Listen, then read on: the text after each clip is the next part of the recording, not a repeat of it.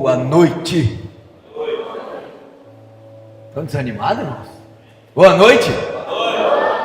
Melhorou um pouquinho. Tão fraco?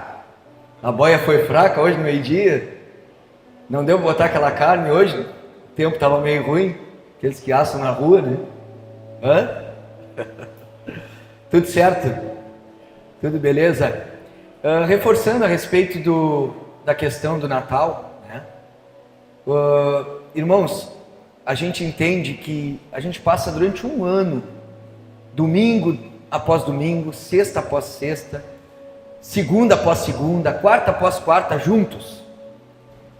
Então, nesse momento, a gente pega, é uma data importante para as famílias, é ou não é?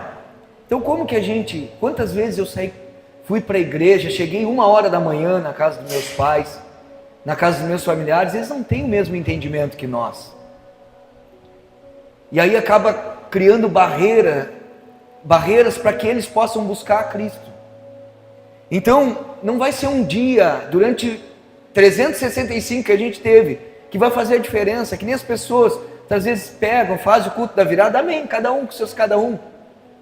Não é isso que eu quero julgar, ou dizer que está certo ou que está errado, mas o nosso entendimento sobre isso é o quê? As pessoas entendem que passar na virada do ano dentro da igreja é primícia, é prioridade. Aí tu faz uma lista de o que tu quer para o outro ano, muitas vezes tu bota ali pedidos, o que tu espera para o próximo ano. Irmãos, a gente só tem, em vez de pedir, é agradecer a Deus. Deus faz mais do que nós merecemos, irmãos. Ele faz muito mais do que nós pedimos ou pensamos. Então, como é que a gente entende isso? Nós, realmente, prioridade, ela não está definida em um dia só. Se Cristo é prioridade, não quer dizer que é só no 31 para 1º que vai ser expressada a minha prioridade. Está entendendo? Então, Cristo tem que ser prioridade todos os dias da nossa vida. Diga assim comigo: o Espírito Santo, ele não habita aqui, ele habita aqui, no teu coração e no meu coração. Amém? Nós somos a habitação de Deus. Aonde você estiver, o Espírito Santo vai com você. Então nós precisamos ser luz no mundo. Amém? É no meio das pessoas que ainda não conhecem. Igreja, o significado da igreja é chamados para fora. Nós precisamos ir. Nós precisamos alcançar as pessoas. Amém? Dito isso, vamos orar? Queria convidar você para fechar os olhos mais uma vez. Vamos falar com o nosso Pai, em nome de Jesus. Paizinho querido, nós queremos mais uma vez, Pai, nos colocar em oração. Eu quero pedir, Senhor, nesse momento, que a nossa mente, nós sujeitamos ela cativa a Cristo Jesus e a sua palavra. Nós pedimos, fala conosco uma vez mais nessa noite. Nós te pedimos, venha, Senhor, tirar tudo aquilo que está impedindo a nossa visão. Assim como nós falamos semana passada da cegueira espiritual, nós pedimos, Pai, continua trabalhando em nosso coração, na nossa mente. Venha trazer, Senhor, a luz do Evangelho aos nossos corações. Que nessa noite, tudo aquilo que tem ainda fora do lugar, possa ser visitado pela luz de Cristo. E que possamos sim, Pai, sermos transformados um pouco mais à imagem e semelhança do Teu Filho Jesus. Nós queremos sim, Pai, credenciar por antecipação que é por direito, toda a honra, toda a glória, todo o louvor e toda a adoração. Nós declaramos que Tu és a pessoa mais importante aqui, a única estrela a brilhar, Cristo Jesus, o nosso Senhor e Salvador. Em nome de Jesus, amém e amém. Se você crê nisso, aplauda o Senhor, aplauda bem forte a Ele. A repetição, ela gera costumes. Em nosso cotidiano, nós temos uma rotina diária, e isso também ocorre com as questões espirituais. Nós nos acostumamos a termos uma frequência nos cultos. E aí, através disso, nós conhecemos a forma litúrgica, a forma de andamento, sabemos como é que funciona a logística da igreja. Então, estamos acostumados com a sequência das coisas. Um exemplo, aqui na igreja, abre com uma palavra de abertura, entra o louvor. Após o louvor, há uma oração, há os recados e a palavra, e assim sucessivamente. Então, isso acaba causando algo em nós, não somente aqui nas coisas espirituais, mas também na nossa vida diária, o que? De nós fazermos as coisas no automático, sem termos o real entendimento do que nós estamos fazendo. E sabe que a vida no piloto automático, ele é aquela que a pessoa passa por suas atividades diárias em uma reflexão consciente. Ou seja, guiada apenas por hábitos e também por rotinas. Esse tipo de vida, embora ele por vezes seja eficiente em muitos aspectos, mas isso também pode ser uma barreira. Uma barreira para o quê, pastor? Uma barreira para nós realmente experimentarmos o novo de Deus. Nós vivemos isso também nos relacionamentos, aí fora ou aqui dentro. E muitas vezes nós não conseguimos valorizar os momentos que temos com pessoas. Momentos de comunhão. Ou seja, nós perdemos a celebração naquilo que nós estamos fazendo. E isso acaba acelerando as nossas vidas. Por isso que hoje a depressão, a ansiedade, síndrome do pânico, tantas doenças estão em alta. Porque são processos que são demonstrados através de uma vida onde nós começamos a fazer coisas no piloto automático, sem pensarmos, sem desfrutarmos do que estamos realmente presentes ou até mesmo ocupados. E isso na vida de alguém que tem ansiedade, ele causa um start. E torna pessoas que parecem estar insatisfeitas, porque não conseguem celebrar o momento. Não conseguem celebrar o momento presente. Amém? Então eu quero trazer como tema da palavra dessa noite, fazendo as coisas no piloto automático. Eu quero, antes de ler o texto, quero falar de duas coisas que me marcaram. A primeira delas foi um dia em que eu encontrei um outro irmão na fé, e nós estávamos conversando de forma presencial, eu e ele, não era pelo WhatsApp, não era pelas redes sociais, estávamos conversando um com o outro. Eu peço agora que quem for usar celular, somente para o aplicativo da Bíblia, amém? Vamos prestar atenção naquilo que está sendo falado. E aí eu estava com ele conversando, e quando nós ali trocávamos palavras e conversas e o papo estava fluindo, tocou o celular dele. E ele desligou, apertou no silencioso. A pessoa continuou insistindo na ligação e ele colocou no silencioso.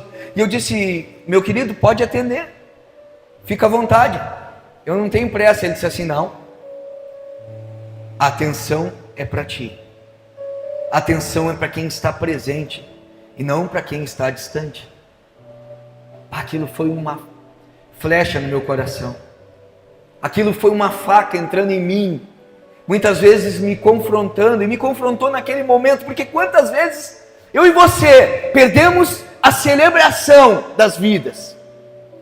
Quantas vezes eu e você estamos presentes aqui, com a cabeça em outro lugar, estamos aqui, mas relacionando-nos com pessoas que não aqui estão, que aqui não estão. Estamos preocupados com coisas que estão lá fora. Quantos de nós saem para comer junto como família? E cada um pega, enquanto não vem a refeição, cada um pega o seu celular e ficam mexendo. a celebração da vida. Nós temos feito coisas no piloto automático, temos feito coisas que têm nos tirado e nos roubado realmente de uma sincronia, de uma harmonia real. Isso é assustador porque muitas pessoas já não se dão mais de conta. Muitas pessoas passam e são reféns desse aparelhinho tão pequeno. Não conseguem mais desfrutar de um relacionamento a dois, entre marido e mulher. Não conseguem mais desfrutar de um relacionamento a dois, entre mãe e filha, mãe e filho, pai e filho, pai e filha. Tem que estar sempre com aquele celular na mão. Perdemos a celebração, porque estamos no automático fazendo coisas. E aí eu estou com o celular na mão aqui, respondendo meus contatos e conversando com a pessoa. Mas não estou realmente aqui. Não estou realmente dando ouvidos, escutando realmente o que essa pessoa está falando. E isso foi uma das coisas que me chocou. Porque aquele dia eu tive que aprender. E eu tenho tentado fazer isso, por vezes fraquejo, erro. Acontece o erro. Acontece a falha de muitas vezes pegar o celular, e lá em casa a gente fala, sempre mexe com as pessoas que vão lá. A gente larga o celular e já não fica perto. A pessoa sentou para conversar com nós, ela pegou o celular e disse, vou lá pegar o celular também para nós falarmos. Aí isso aí, de um bom sentido, gera um constrangimento. Larga o celular. Porque para a pessoa é normal. Ela é refém desse celular. Ela é escrava do celular. A palavra de Deus diz que aquilo que me domina, eu sou escravo. Ah, mas eu não sou escravo do pecado, você é escravo. O celular está te dominando. Tem pessoas que, assim, ficam desesperadas quando não encontram o celular. Se estragar o celular, então, aí sim, parece que acabou a vida. Irmãos, não podemos. Precisamos despertar. O momento que vivemos é cada vez mais de dependência. E muitos pais ainda usam a desculpa, não, isso aqui eu estou usando aqui porque eu tenho que saber como está o meu filho, como está a minha filha. Primeira coisa, eu e você não trabalhamos na saúde. Segunda coisa, eu e você não somos policiais. Essas são as pessoas que têm que ser solicitadas se acontecer algo grave. Primeiramente. Ou alguém está de plantão aqui? Alguém está de plantão aqui? E por que a gente não pode deixar para depois celebrar o momento? Amém? Pessoas que parecem estar insatisfeitas, elas não conseguem realmente viver o hoje, porque realmente está sempre faltando algo. Quantas vezes nós saímos, fazemos coisas, irmãos, e parece que nos falta algo. Sabe o que nos falta? Realmente celebrarmos a vida. Você parou para pensar? Se não parou, eu quero te fazer pensar agora. Pessoas que você tem trocado a comunhão por causa de algo futuro, ou de algo que muitas vezes ninguém quer saber da tua vida, se tu realmente está vivo ou não. Ah, eu tenho um monte de amigos, que nem uma pessoa uma vez, eu estou com 100 amigos no Facebook. Pô, 100 amigos. Amigos, irmãos. Amigos, se tu tirar uma mão e contar nos dedos, tá excelente. Amigos. Aqueles que a palavra diz, amigos mais chegados que irmãos. E às vezes, se eu e você tivéssemos dimensão da importância de um culto, da importância desse momento aqui, será que nós iríamos adorar como nós adoramos hoje? Será que nós iríamos estar aqui realmente do jeito que nós estamos? Será que nós estaríamos dando atenção a essa palavra como nós deveríamos dar, se nós soubéssemos que amanhã nós não teríamos uma nova oportunidade? E quem disse que pode ter uma nova oportunidade amanhã? Quem disse que eu e você estaremos vivos daqui 5 minutos? Quem disse? Quem garante? Então, o nosso desafio hoje é aprender com a palavra e sairmos do piloto automático. Eu quero ler com vocês nessa noite, Evangelho de Jesus escrito por Lucas, capítulo 10. Evangelho de Jesus escrito por Lucas, capítulo 10, versos 38 ao 42.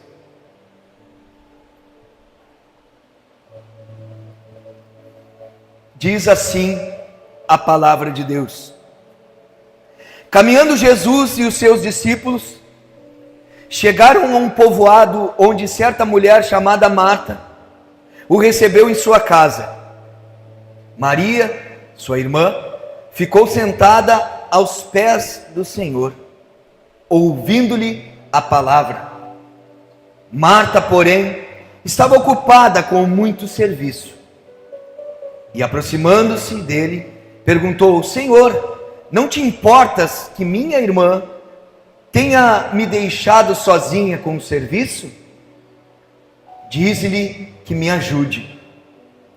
Respondeu o Senhor: Marta, Marta, você está preocupada e inquieta com muitas coisas.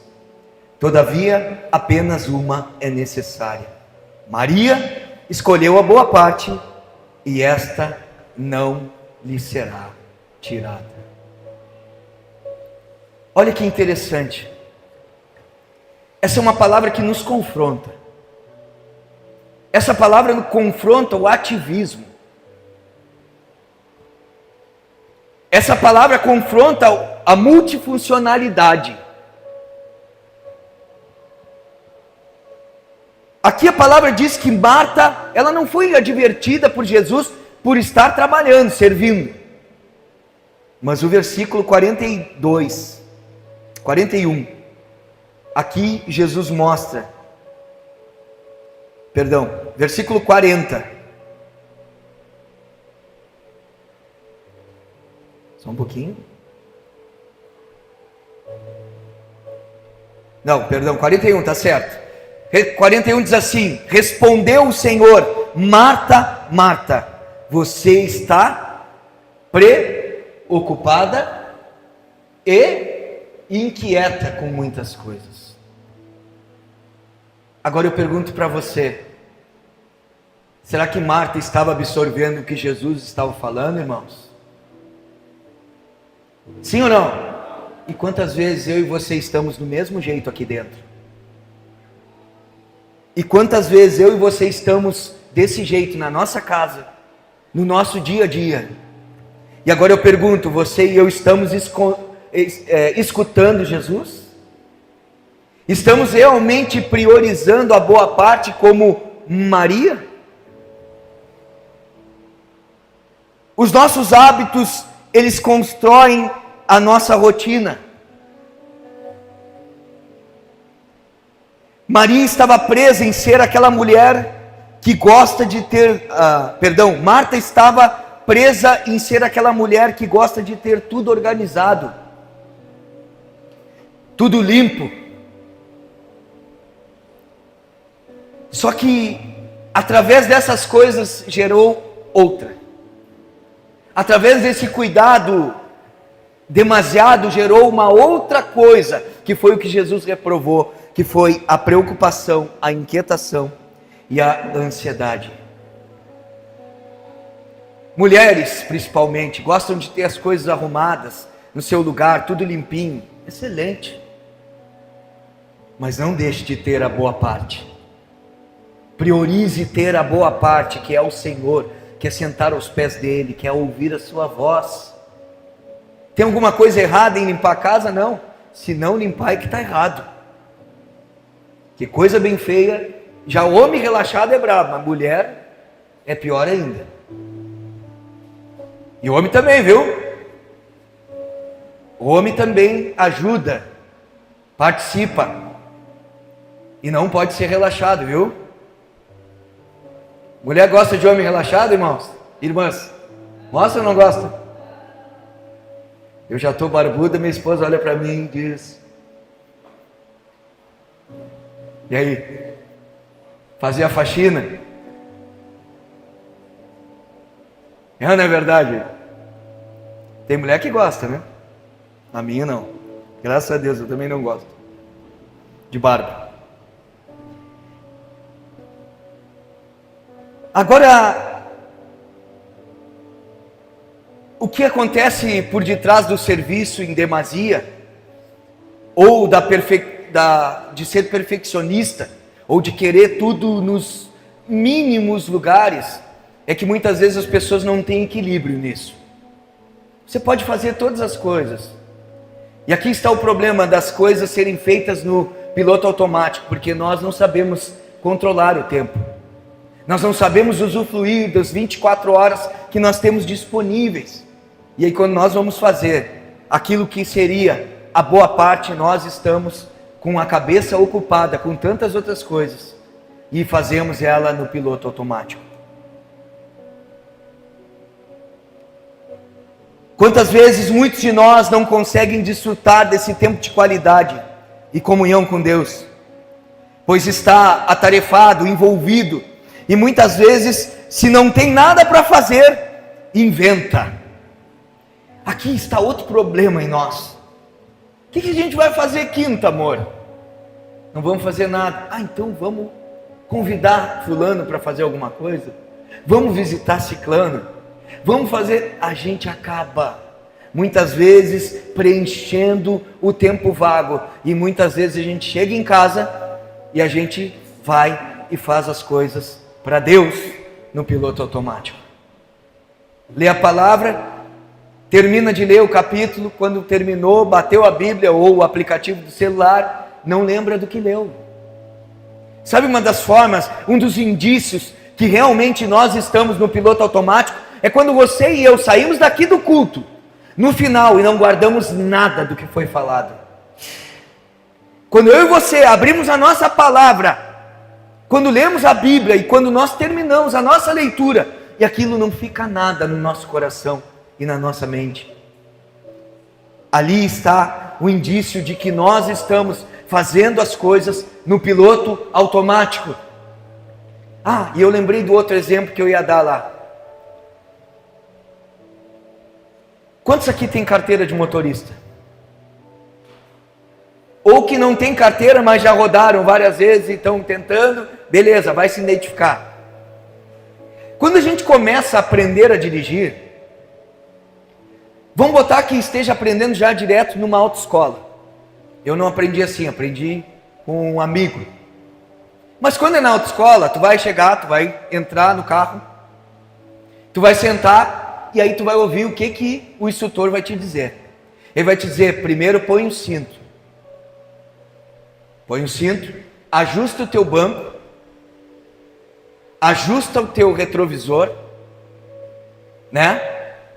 Antes de ligar o carro, coloca em ponto morto, depois tu liga, e aí o que faz? Se tu tá estacionado, dá primeiro o pisca, depois o que tu faz? Ele vai te dizer, pisa agora no fundo, na embreagem, e o outro pé tu deixa no acelerador, vai soltando a embreagem de pouquinho, e vai acelerando um pouquinho, e vai soltando e vai embora. E aí depois tu faz a segunda, faz a terceira e assim vai.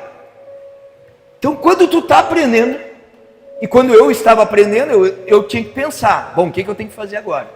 Não é verdade? Depois na outra aula eu chegava, sentava, abria a porta do carro primeiro, né? Não entrava pela janela. Entrava, sentava, botava o cinto, começava a pensar e lembrar de cada coisa que o instrutor tinha falado. E muitas vezes ele dizia assim, opa, esqueceu tal coisa, tem que arrumar antes, não pode, o retrovisor. Perde ponto. Se tu não arrumar o retrovisor, querer mudar depois, perde ponto. Aí é interessante que quando a gente começa, a gente é desse jeito, a gente pensa, agora, cada um de nós que anda de carro, quantas e quantas vezes eu saio para ir num lugar e muitas vezes eu estou indo para outro, que eu já tenho um hábito de pegar aquela direção, aí eu disse, cara, o que eu estou fazendo aqui, cara? Aí a pastora diz assim, pois é, eu disse para ela, pô amor, nem me lembrasse, eu também não me liguei, estava eu e ela indo desses dias, nem me lembro, aquele dia do, o que era, não me lembro agora, eu achei que era do grupo familiar, mas não era, né? Mas nós estávamos pegando o destino, era em direção a Guabiroba, só que não era para lá, era para outro lado. E eu peguei e disse assim, olha o que é a gente fazer as coisas no piloto automático. Tu não pensa mais agora, quando tu está dirigindo, eu vou fazer segunda, eu vou fazer terceira, eu vou fazer quarta. Não, tu vai conversando normalmente com alguém que está ao teu lado, e tu só vai. E tu para numa esquina, e tem uma placa de pare, tu dá uma matadinha, olha para um lado, olha para o outro, mete uma segundinha ali e já segue, ou terceira, sei lá, o que for. Tu não para e pensa, e assim é a nossa vida. Assim nós estamos, nos habituamos a fazer coisas, repetimos, e essas coisas se tornam hábitos que nós não mais paramos para pensar no que estamos fazendo.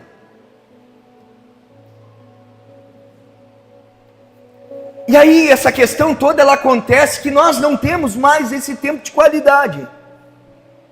Perdemos a celebração primeiro de Cristo, perdemos a celebração de quem Ele é, da importância que Ele tem para nós, da importância que tem de comungarmos da fé, de termos vida com Cristo, de termos uma vida devocional de oração e leitura com consciência, uma leitura de verdade, uma compreensão realmente real e verdadeira. Eu quero deixar uma tarefa para você, nessa noite. Não leia mais a Bíblia e fique sem entender. Não leia mais a Bíblia e descanse. Depois eu pergunto para alguém, vai estudar. E aqui hoje estudando algo sobre o nosso cérebro, olha o que ele faz. O nosso cérebro, ele é malandro. E aquilo que a gente acaba gastando muita energia, o cérebro nos ensina a poupar.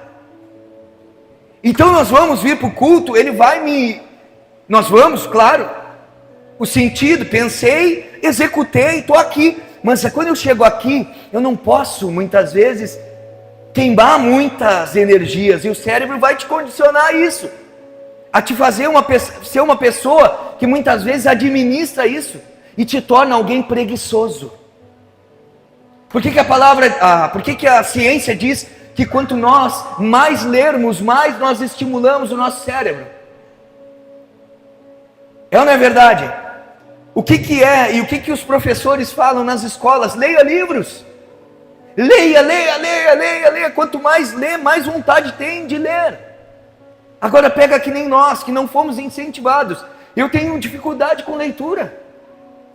Eu era um cara que só lia gibi. E a minha pastora pegava e dizia assim para mim, se tu quer ser pregador, tu tem que ler. Tu tem que aprender a ler. Se tu quer realmente viver o teu chamado, tu tem que ler. E aí o que eu fazia? Pegava muitas vezes jornal, pegava parte do esporte, cutuca o Guilherme aí, para mim. E aí o que acontece? Eu pegava a página do esporte e só lia aquilo ali, olhava a notícia do meu time. E o que aconteceu? O que aconteceu quando eu me converti? Eu peguei essa Bíblia toda aqui, ó. Agora não tem mais aquele caderninho reduzido ali, resumido, de 3 folhinhas para ler. Agora eu tenho esse livro aqui. Só que eu vou te dizer uma coisa, o efeito que ele tem é sobrenatural. O efeito que ele tem é poderoso para me transformar e te transformar. Ele me fez ser um homem que realmente entendeu o que é ser pai de família. Ele me fez ser um homem que entendeu o que é responsabilidade no casamento. Ele me fez ser um homem que sabe valorizar as pessoas e não as coisas. Tudo isso ele me ensinou e ainda está me ensinando. Esse é o livro que eu e você precisamos nos apaixonar. Amém? Que você possa crer nessa palavra nessa noite. Que você possa ter prazer na presença do Senhor. Que nessa noite aquele que está aqui sem vontade possa ser incendiado. Que o Senhor comece a te visitar agora aí. Que o Senhor te toque no teu coração. Que o Senhor faça resplandecer novamente a luz do teu rosto. Ele te incendeie. Em nome de Jesus.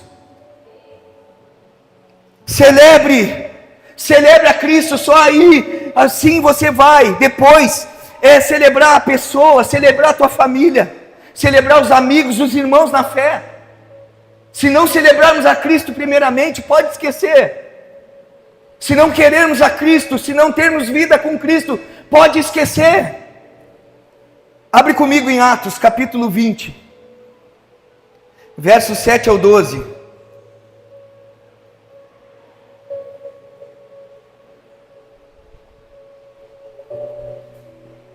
Atos 7.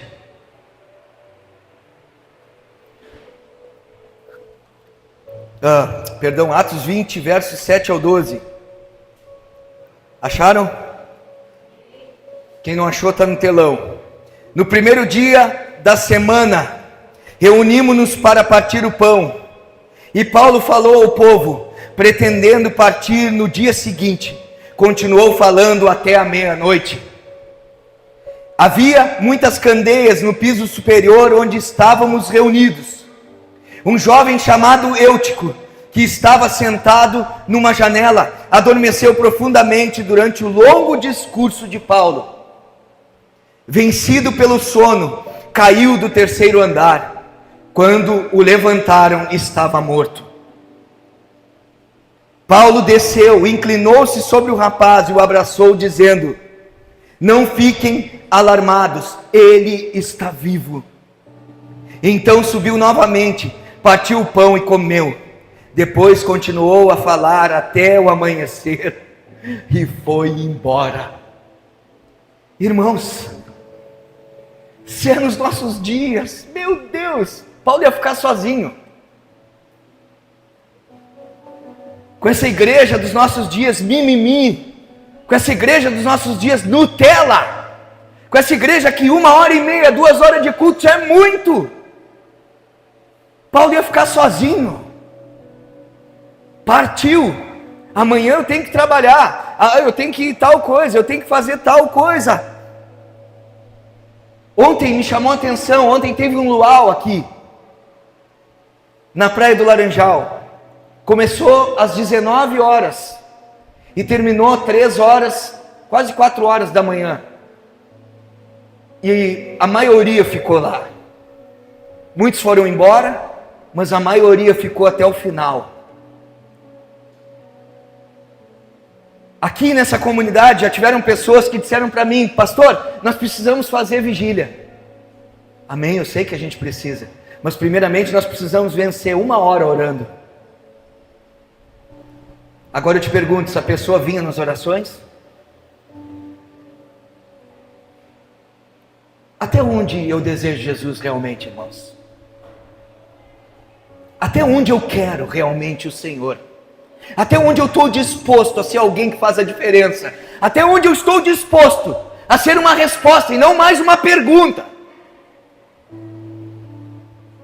E aqui Paulo está pregando por muito tempo, e esse jovem, ele está sentado na janela.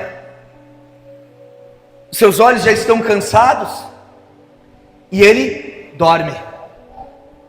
E diz a palavra que ao momento que ele dorme, ele cai. E esse jovem, ele morre. Mas Paulo vai lá até ele, ora por aquele menino, e aquele menino volta à vida. Esse rapaz chamado Eutico, ele estava em um ambiente de culto, mas estava fazendo as coisas no piloto automático. Cuidado! Ele certamente orou junto deles. Talvez aqui, a Bíblia não relata, mas possivelmente tenha cantado aqui, junto deles. Ele ouviu a palavra também, porque diz que Paulo se prolongou. Alguma coisa ele ouviu. Mas o que espanta e o que pasmem, irmãos, e que aqui nessa igreja não acontece, só aconteceu lá, que esse homem estava de corpo presente somente. Mas aqui eu estou falando para gente cristão de verdade, que está aqui. Não está aqui? Amém, irmãos? Tem alguém comigo aqui? Ou você está na janela? Olha o que diz Romanos 12, 1 e 2.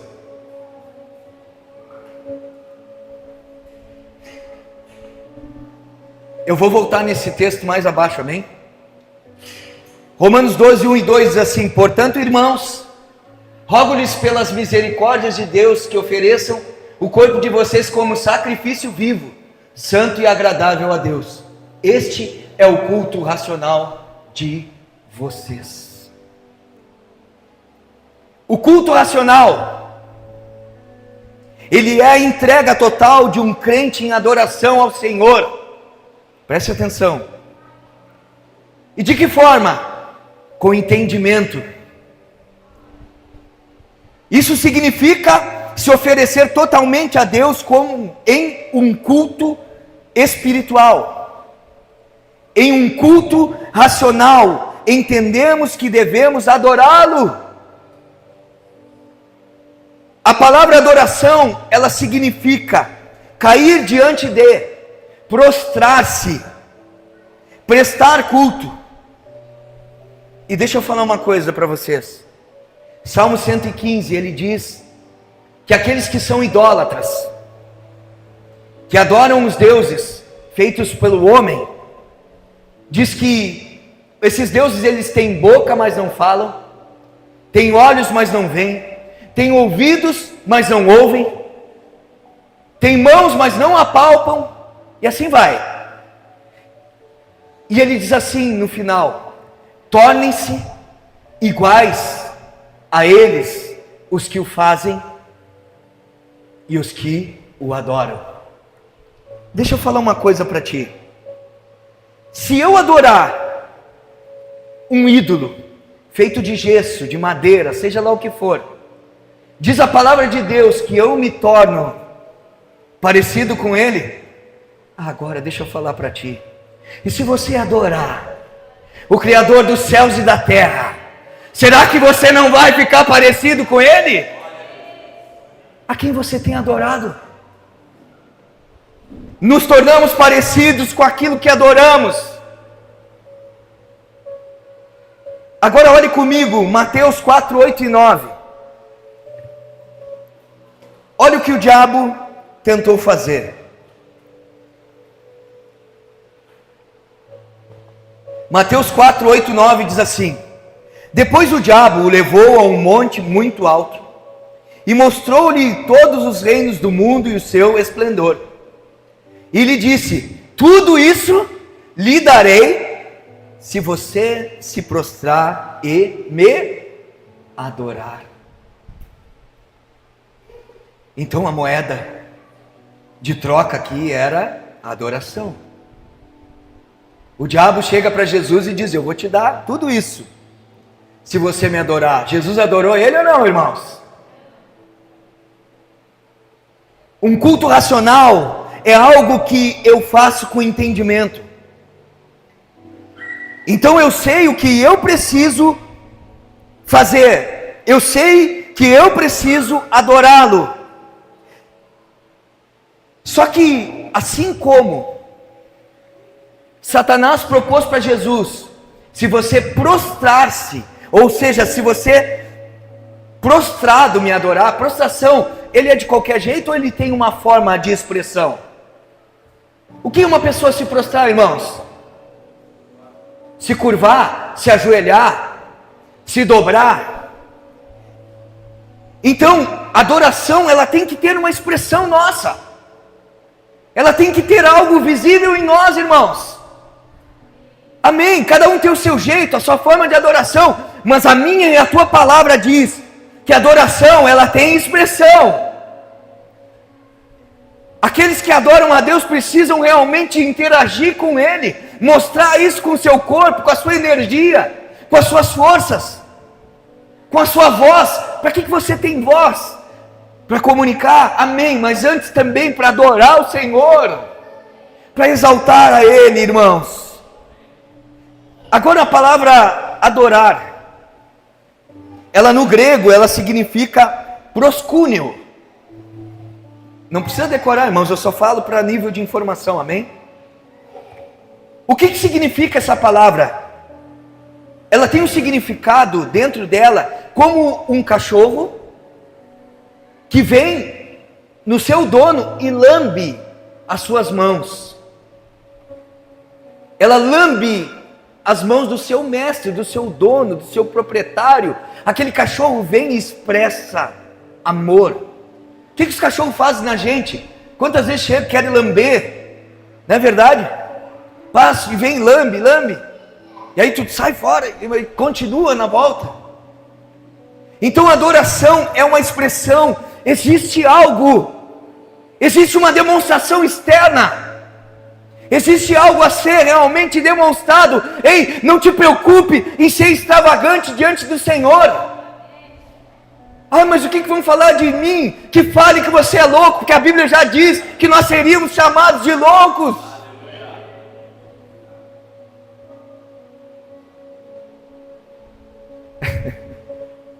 Amém? Eu lembrei de uma coisa, mas essa não vou falar. Precisamos entender que estamos aqui, que estamos levantando um altar coletivo. Para quem que nós estamos levantando um altar coletivo aqui, irmãos? Para quem? Para Deus, para Jesus, para o Senhor. Então, onde estamos todos juntos expressando adoração a Ele. Agora, não pode parar aqui, não é só aqui, é na nossa vida. Adoração tem que ser um estilo de vida. Cristianismo é um estilo de vida. Adoração não é somente tocar uma música. Agora chegou a hora da adoração. Nós vamos adorar o Senhor. Parece que só adora quando está com o instrumento, quando toca uma música. Não, isso foi uma mensagem errada. Adorar, a gente adora com a nossa vida. Quando a gente diz não para o erro, quando a gente abandona a nossa própria vida para viver a vida dele, quando a gente se santifica na verdade do Evangelho, quando a gente busca a santidade no Cristo, é isso. Ou seja, quando eu e você estamos prostrados, rendidos à sua vontade. Agora, aqui entra. Quantas vezes eu e você viemos para cá, levantamos as nossas mãos, às vezes não é só uma, é as duas, cantamos os louvores, conhecemos a letra toda, olhamos para quem está pregando, como todos agora estão me olhando aqui, todo mundo com os olhos fitos em mim, e aqui o pregador está pensando, eles estão entendendo, eles estão realmente com a cabeça aqui. A minha expectativa é essa, mas eu sei que nem sempre é. Quando você me olha, eu penso que eu estou ganhando a tua atenção, você está prestando atenção no que eu estou te falando. Só que, muitas vezes nós estamos aqui como Eutico, no piloto automático, olhando para cá e olhando para o pastor, ou para quem está pregando aqui, pensando na janta quando chega em casa, pensando no amanhã que tem que pagar o boleto. É isso que é fazer as coisas no piloto automático. Ei, deixa eu te dizer uma coisa, sujeite a tua mente, porque quando eu oro aqui, eu sempre no início eu digo, Senhor, eu sujeito a minha mente, a quê?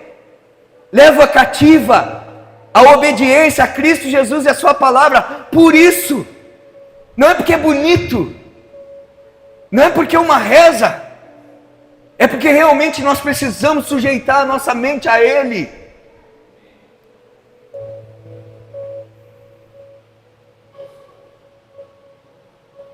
Agora, o que significa estar assentado na janela? Estar assentado na janela significa, como primeira coisa, indiferença.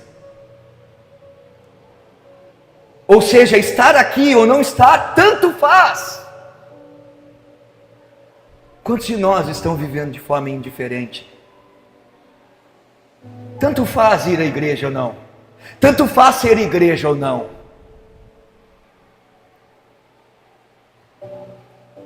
Às vezes eu e você pensamos que nós já sabemos tudo, irmãos.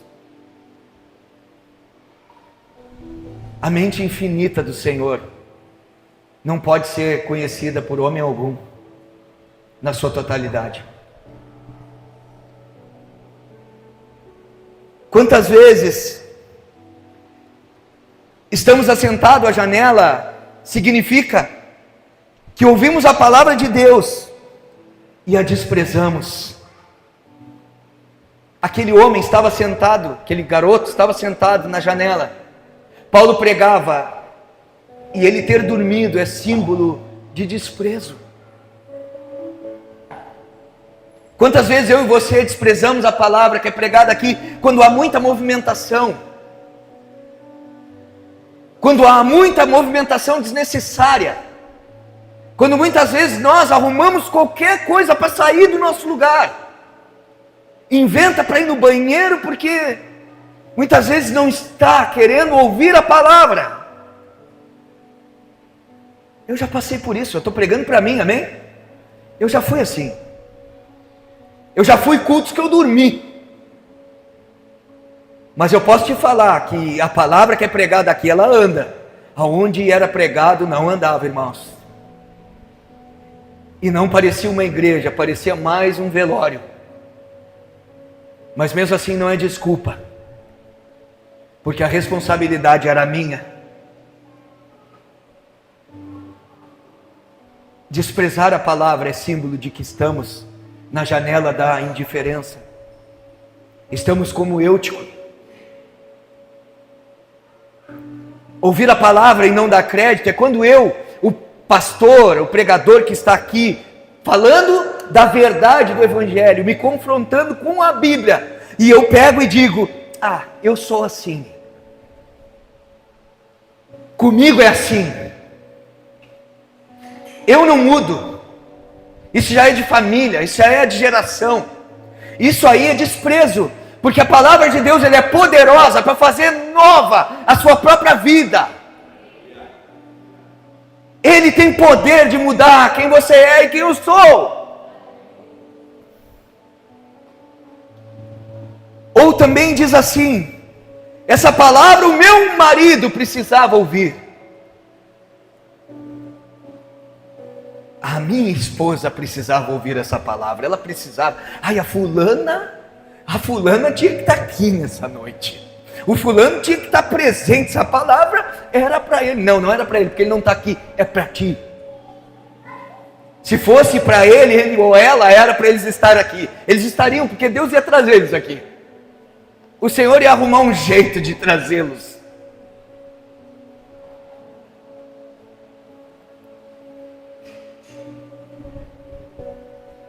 Todo mundo precisa ouvir essa palavra.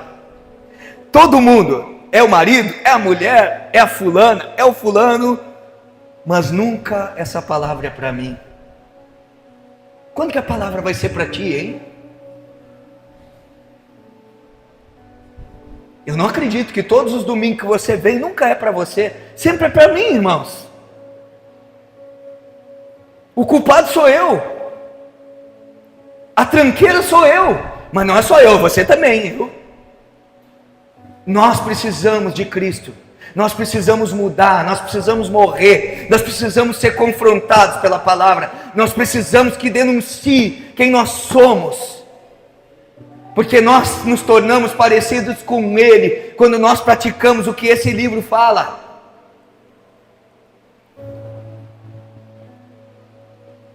Sabe o que Eutico era, Diego? Eutico era como um boné, como um óculos, esse que está aí contigo e esse que está comigo. Como essa pulseira, como esse anel bonito, como aquele relógio bonito. Quem é que está aí? O Jorge ali, um relógio bonito. Ou seja, está no corpo, mas não faz parte do corpo.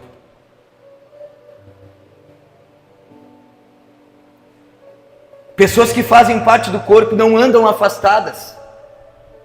Pessoas que fazem parte do corpo não andam sozinhas.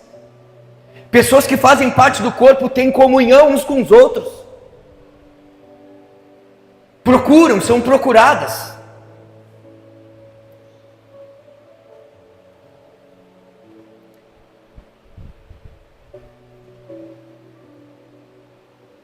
Saia da janela da indiferença. Pessoas que buscam a comunhão uns com os outros, elas saem dessa janela e buscam estar perto uma das outras, ou seja, sentem a dor. muitas vezes estão machucadas e pessoas também sentem a tua dor. Ajudam e são ajudadas, aconselham e recebem conselhos, ouvem e são ouvidas, contam experiências e também ouvem experiências.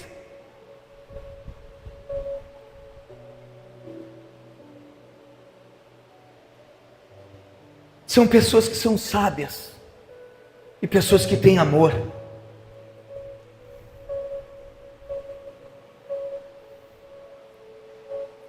São pessoas que aceitam serem corrigidas em sabedoria e também em amor. Quantos de nós aqui, quantos já passaram por essa casa, que enquanto estávamos somente ouvindo a palavra de domingo aqui, no púlpito, estava tudo tranquilo, mas um dia que teve um dia que sentar com o pastor e com a pastora e ouvir coisas que a palavra diz que não estão de acordo e que nós, como pastores, como líderes, devemos ensinar, já não estão mais aqui.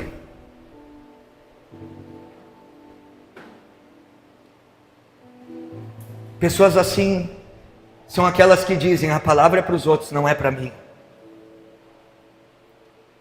Os outros têm erros e eu não tenho. Pessoas que agem dessa forma, que foram citadas aqui, todas elas estão próximas da queda, como aconteceu com esse jovem chamado Eutico. Saia da janela da indiferença, saia do lugar de ser inalcançável. Sabe que por muitas vezes, quando eu fui a algumas denominações, quando eu saía de um lugar e ia para o outro, que o pastor já rodou também, viu, irmãos? Eu já congreguei em mais de um lugar. E muitas vezes quando eu ia para um lugar, e eu chegava lá, e a gente chegava, só queria ouvir a palavra e picar a mula e sair fora. O que é picar a mola? Ah, a mula, é sair. Olha, até errei de novo.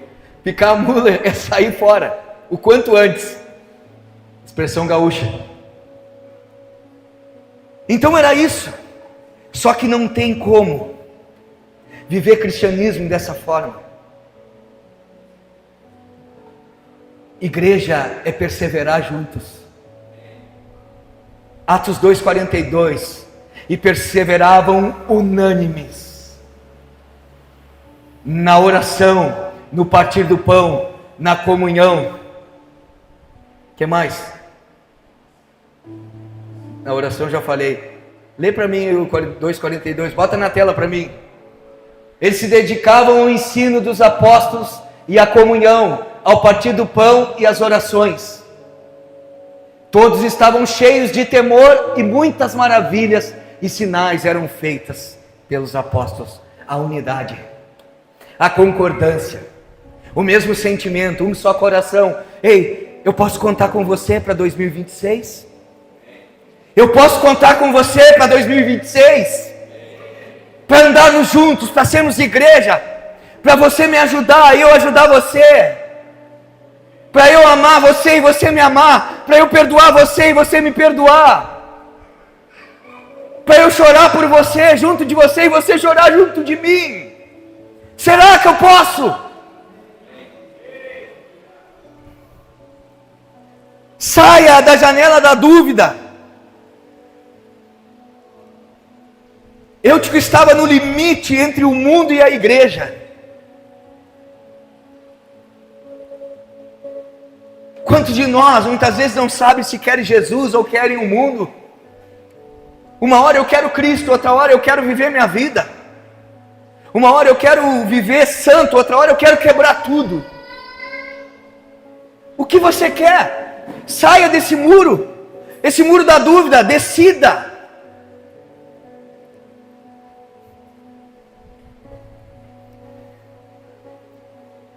Eutico estava ali e eu, para mim, na minha opinião, ele estava com um coração duvidoso. Será que é isso realmente que eu quero? Eu estou aqui, mas está muito longo isso, está demorando demais. Eu quero as coisas mais práticas, mais rápidas. Hoje é o fast food, né? Tudo é rápido. Vai ali no micro-ondas, pum, 1 minutinho, 2 minutinhos, vai ali, faz um miojo. Faz tudo muito rápido e a gente leva isso para a nossa vida, a gente quer que tudo seja pá, e está pronto. Quantos de nós assistem essa pregação, ouvem essa pregação novamente no canal? A minoria. Porque não tem 42, 45, 50 minutos, 1 hora para parar. Quantos de nós muitas vezes não vê um recorte de 2 minutos dessa comunidade? Valorize a tua igreja local. Valorize o lugar onde você congrega. Valorize pessoas que te alimentam, que estão para chorar contigo quando você estiver com problema. Que aquele pastor que está lá do outro lado do Brasil, do mundo, ele não vai conseguir te ajudar. E deixa eu falar uma coisa, o mesmo Espírito que está sobre a vida dele, está sobre o teu líder.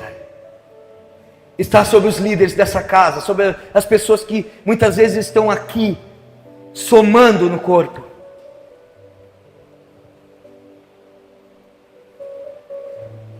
Muitas vezes estamos com o coração duvidoso, será que é essa comunidade que eu quero? Será que é essa palavra mesmo? Será que o pastor está falando a verdade? Será que aquilo que ele está pregando é o Evangelho? Você tem a Bíblia. Se eu estiver falando que não é, não aceite. Até onde você precisa submeter o que eu falo? Até onde eu me submeto ao que a Bíblia fala. Você nunca vai aprender nada diferente disso. Saia desse limite entre o mundo e a igreja. Viva para Jesus. Diga, eu vou, 2026 eu não vou fazer voto de tolo. Ah não, nesse ano eu vou, todo mundo chega no final do ano. Ah, esse ano vai ser o meu ano, esse ano eu vou fazer, esse ano eu vou acontecer. Se não mudar aqui dentro, aqui fora não vai representar. Pare de ser alguém que fala demais e seja alguém que realmente pratica. Pare de falar. Papagaio fala um monte. Se tu ensinar, papagaio reproduz tudo que tu ensina. A minha avó tinha um louro lá que ela falava: César, Cocota quer café. Fala tudo. Fala tudo que é ensinado. Bichinho bem bonitinho, né? Eu queria ter um. Mas muitas vezes nós somos papagaios na nossa vida de fé. Falamos de Jesus, mas quem é Ele para ti?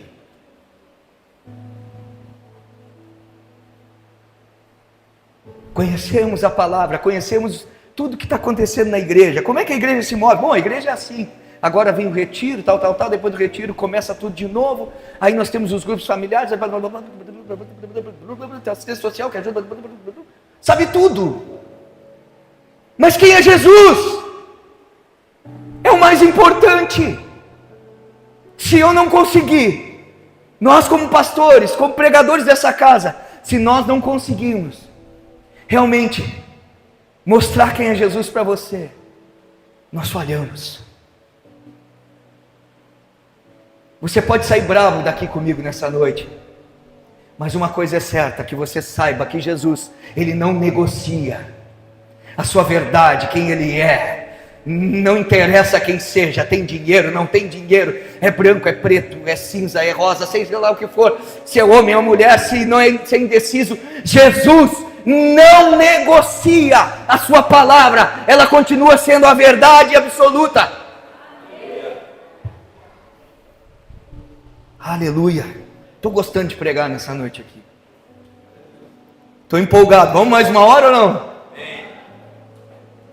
Não, estou terminando, irmãos. Pessoas que talvez estejam com o coração duvidoso. Será que é isso que eu quero? Mas ao mesmo tempo o mundo é tão bom. Satisfaz a carne. Ele é tão bom. Agora olhe comigo, 1 João 2,15. 1 João 2,15 diz assim: não amem o mundo, nem o que no mundo há. Se alguém ama o mundo, o amor do Pai não está nele. Tiago 4,4.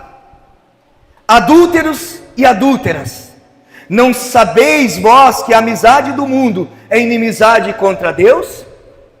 Portanto, qualquer que quiser ser amigo do mundo, constitui-se inimigo de Deus. Ai, é para pisar mesmo, irmãos. É para nos machucar. Não há como fazer unidade entre luz e trevas, entre pecado e santidade, entre mundão, entre valores do mundo contra valores celestiais. Não há como unir cultura da terra com cultura dos céus. Não há como fazer junção entre o santo e o profano. Não há como. Não tenha dúvida. Decida nessa noite. Tenha uma fé prática. Uma fé prática que anula toda a dúvida. Pratique a tua fé. Creia em Jesus que você vai anular tudo aquilo que muitas vezes parece ser dúvida para você. Aqui eu quero concluir. Que venhamos a celebrar a vida, os relacionamentos, vivendo o presente e não o futuro. Não esqueça que somos chamados pelo Senhor para sermos corpo, onde o cabeça é Jesus Cristo. Que venhamos a sair das janelas ao qual estamos sentados e vivamos verdadeiramente um culto racional. Que com entendimento venhamos decidir adorar a Deus com tudo o que somos e nós temos. Em nome de Jesus, vamos ficar de pé. Essa é a palavra que o Senhor colocou no meu coração. Feche os teus olhos.